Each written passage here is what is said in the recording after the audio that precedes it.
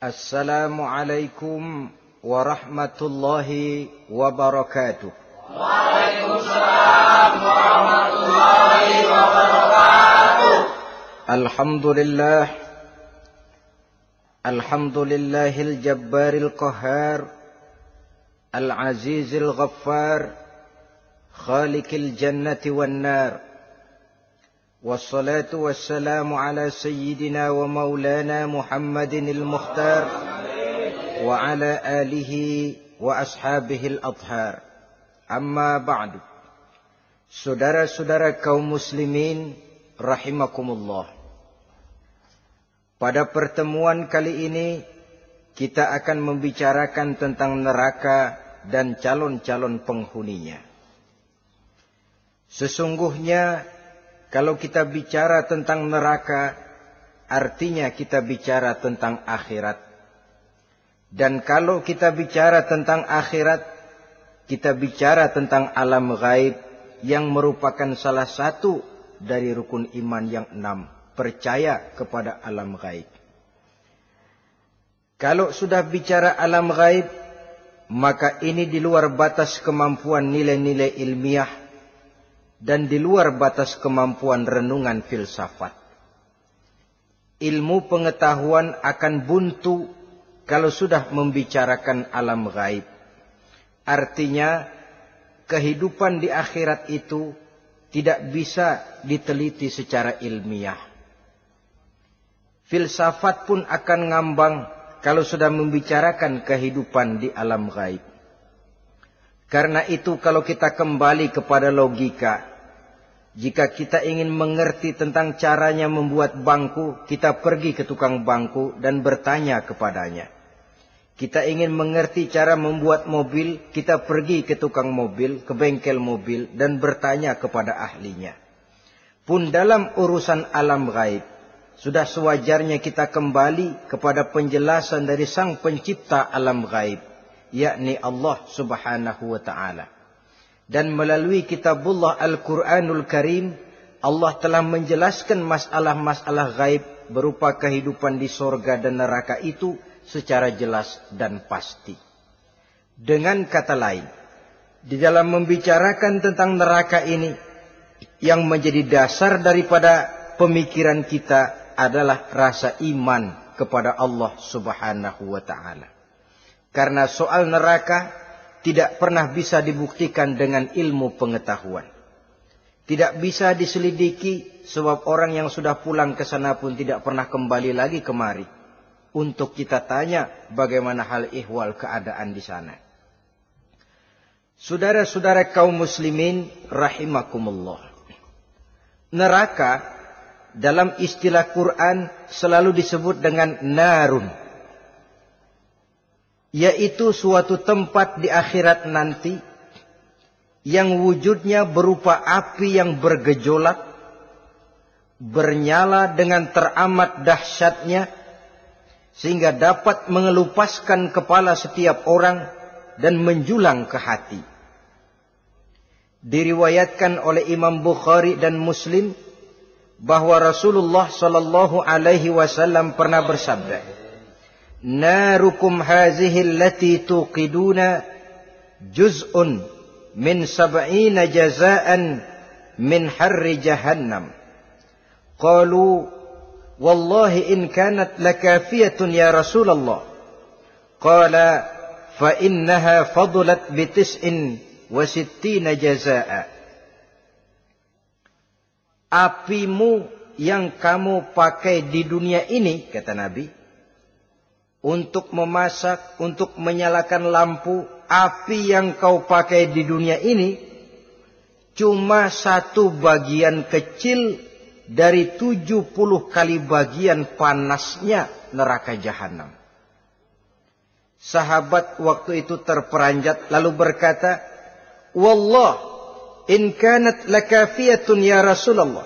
Ya Rasul, api di dunia ini saja sudah cukup untuk menghanguskan kami, untuk menghanguskan apa yang ada. Bersabda Rasulullah sallallahu alaihi wasallam, maka sesungguhnya api neraka itu dilebihkan panasnya dengan 69 kali daripada panasnya api di dunia ini. Jadi sepanas-panasnya api yang pernah kita rasakan di dunia ini, maka api di neraka nanti 69 kali lebih panas dari api yang kita rasakan paling panas di dunia. Hadis yang senada dengan penjelasan ini di samping Jawahirul Bukhari, kita bisa menemukannya dalam Mukhtasar Tazkiratul Qurtubi dan Mukhtasar Ibnu Abi Jamrah misalnya. Saudara-saudara kaum muslimin rahimakumullah.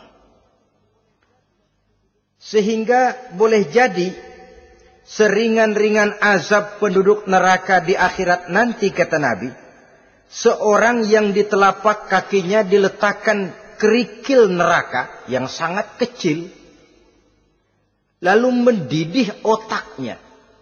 Itu seringan-ringannya. Di tapak kakinya diletakkan kerikil neraka yang oleh karena panasnya lalu mendidih otaknya. Itu yang paling ringan. Nggak apa-apa. Cuma segitu aja. Di telapak kakinya ditaruh kerikil, otaknya lalu jadi mendidih karena menahan panas. Pantas kalau satu hari Luqmanul Hakim pernah memberikan nasihat kepada anaknya. Kata beliau, anakku, kerjakanlah dosa seberapa kekuatanmu menanggung azab Allah. Dan laksanakan ibadah seberapa hajat dan keperluanmu kepada Allah. Berapa banyak hajatmu kepada Allah, begitulah kamu harus beribadah. Kalau kamu merasa tidak berhajat dan tidak perlu apa-apa kepada Allah, ya tidak usah ibadah. Logikanya kan begitu. Saudara-saudara, dalam hidup ini ada enggak yang enggak perlu kepada Allah? Ada enggak? Seluruh kita memerlukan Allah. Karena itu Luqman betul dengan bahasa diplomatis. Anakku, kerjakan ibadah seberapa hajatmu kepada Allah. Makin banyak hajatmu kepada Allah, makin banyak hendaknya kamu melaksanakan ibadah. Tapi kalau kamu sudah merasa bisa hidup tanpa Allah, persilahkan kamu tidak usah ibadah. Sebaliknya, kerjakan dosa seberapa kekuatanmu menanggung azab siksaan Allah. Kalau merasa sudah belajar ilmu kebal, kira-kira di neraka nanti enggak apa-apa, persilahkan kerjakan dosa sebanyak-banyaknya. Tapi kalau masih berpikir, gua mah jangan dibakar di neraka, nginjek puntung rokok, gua lompat.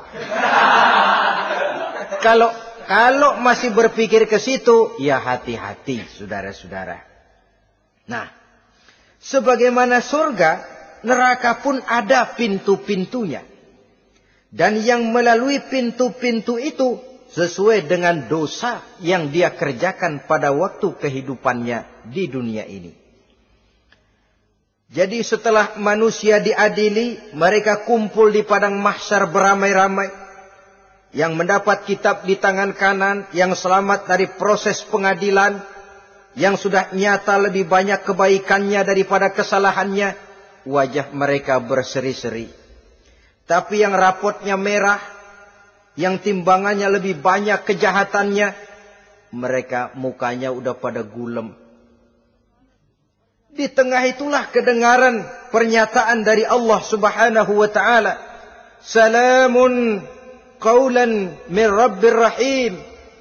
Ada ucapan selamat dari Allah, Tuhan yang maha pengasih dan maha penyayang.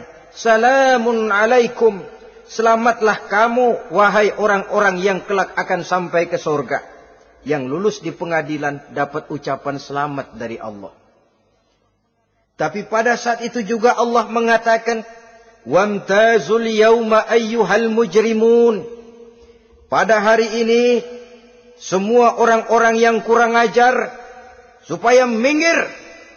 Wamtazul yawma ayyuhal mujrimun. Orang-orang yang durjana, kelompok durhaka, para pembuat dosa, misah hari ini, minggir semuanya. Kamu akan digiring ke dalam neraka. Saudara-saudara kaum muslimin rahimakumullah.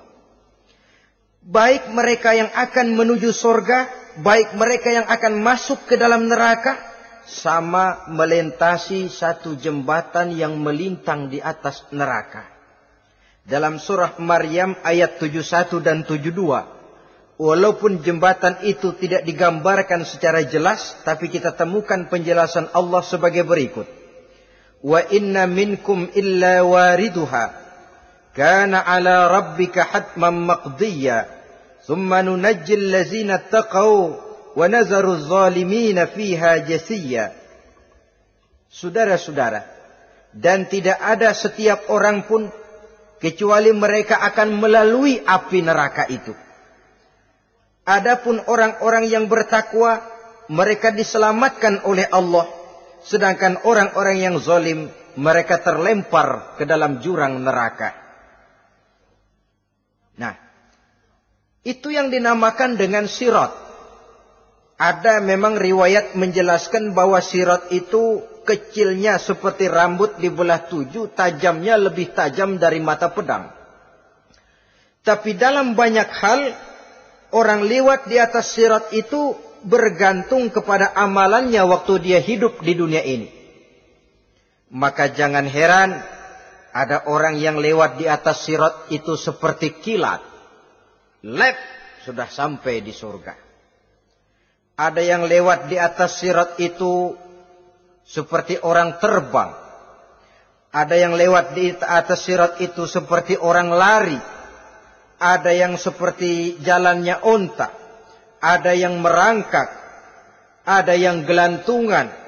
Ada yang sudah hampir sampai ke tepian sana untuk masuk ke dalam surga, terpeleset nyemplung juga ke dalam neraka.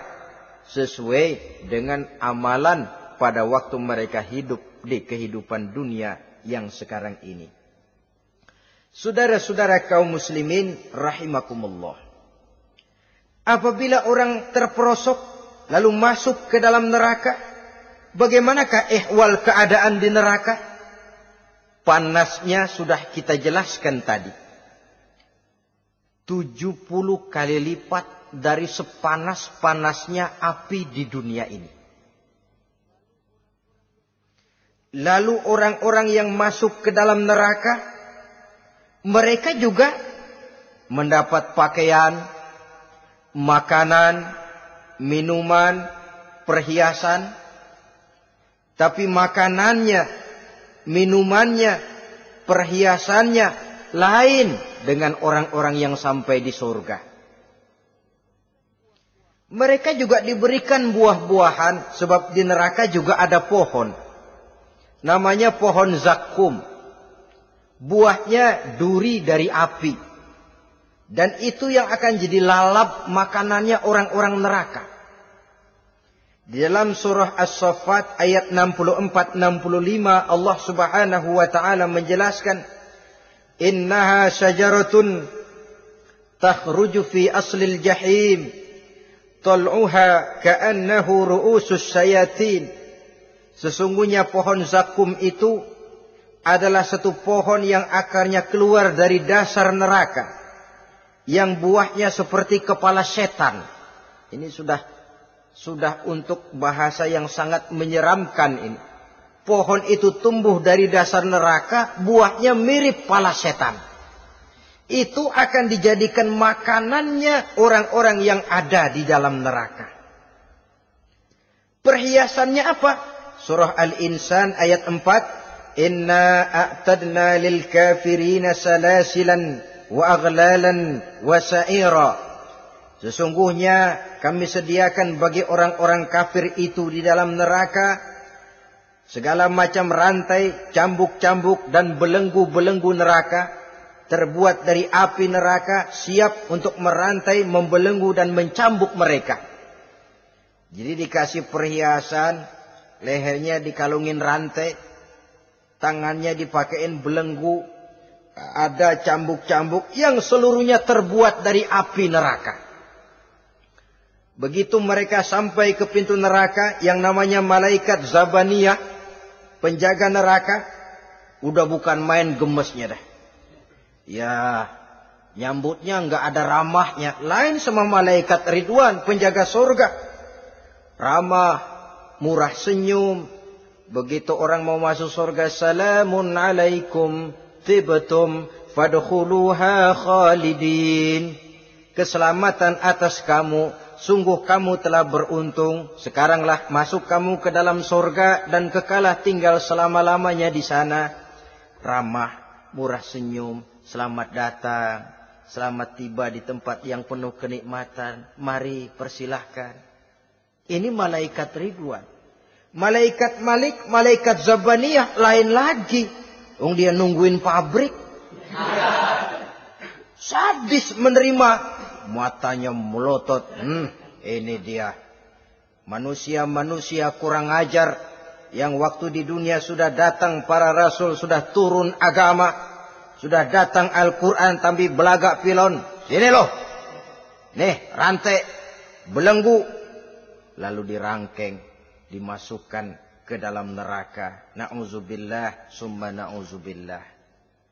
Saudara-saudara, lalu terpikir oleh kita, kalau begitu panasnya api neraka, sekali lempar orang terus mati dong. Ya enak kalau boleh begitu sih. Begitu dilempar ke neraka terus mati, enak. Ternyata tidak. Kepedihan neraka adalah kepedihan yang kekal dan terus menerus. Tidak satu saat pun orang-orang di dalam neraka pernah merasakan kesenangan. Tidak sesaat pun. Kali semenit kayak ngasok. Enggak, terus menerus berada dalam kepedihan yang tiada tara.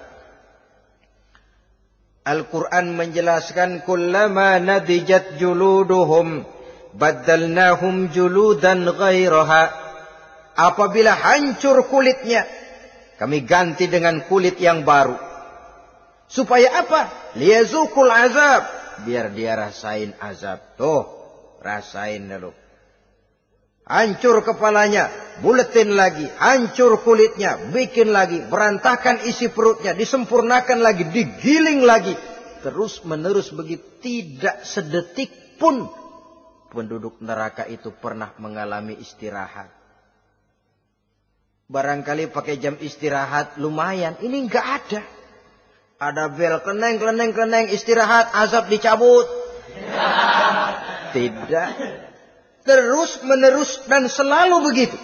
Satu detik saja pun mereka tidak pernah istirahat dari siksaan dan azab yang mereka terima. Saudara-saudara kaum muslimin rahimakumullah. Lalu bagaimana keadaan mereka? Ada orang-orang di dalam neraka itu yang dikenakan pakaian dari api neraka. Luar biasa. Dikasih pakaian dinas dari api. Kemudian kepalanya dituangi air yang sedang mendidih. Yang dengan tuangan air itu dihancur luluhkan segala isi perutnya dan kulit-kulitnya. Setelah itu mereka dicambuk dengan cambuk-cambuk dari besi. Apabila mereka hendak keluar dari neraka, mereka dicampakkan kembali ke dalamnya. Dan dikatakan kepada mereka, rasakan siksaan yang membakar ini. Dalam surah Al-Hajj ayat 19 sampai 22, kita bisa simak firman Allah Subhanahu wa taala. Fallazina kafaru qutti'at lahum siyabun min nar yusabbu min fawqi ru'usihimul jahim yus'aru bihi ma fi butunihim wal julud walahum maqami'u min hadid kullama aradu an yakhruju minha min ghammin u'idu fiha wa zuqu azabal hariq. Na'udzubillah summa na'udzubillah.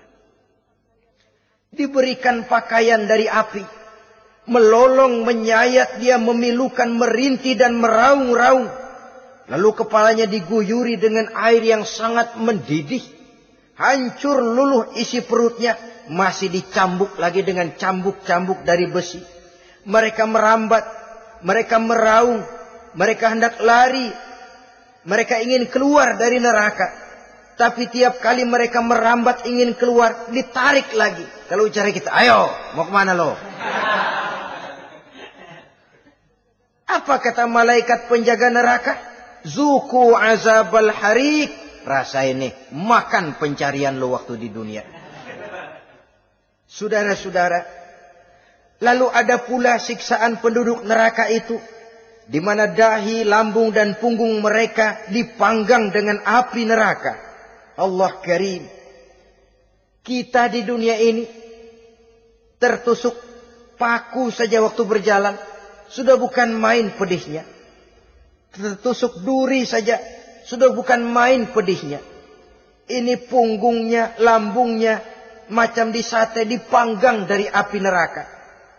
Dalam At-Taubah ayat 35, kita temukan firman Allah, fi nari jahannama fatukwa biha hibahuhum wa junubuhum wa zuhuruhum, na'udzubillah summa na'udzubillah.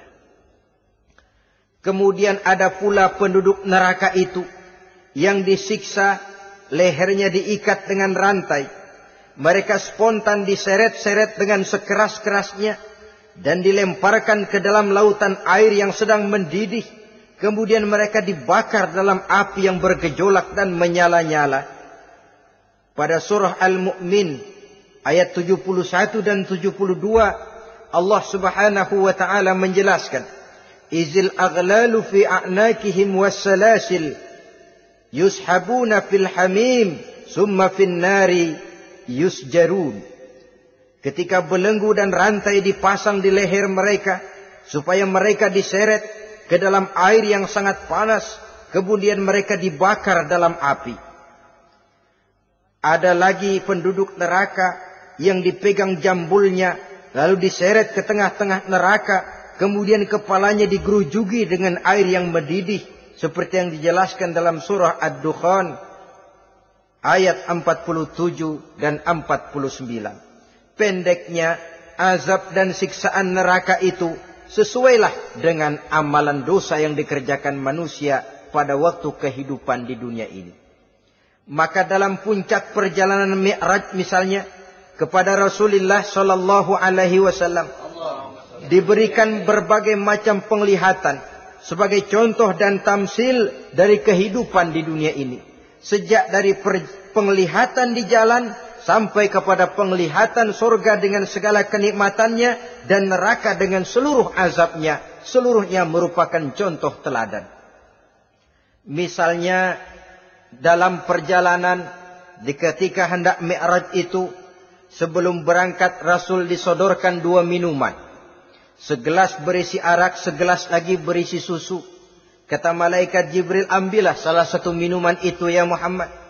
Lalu Rasul dengan tidak ragu-ragu, mantap betul beliau mengambil gelas yang berisi susu, lalu beliau minum.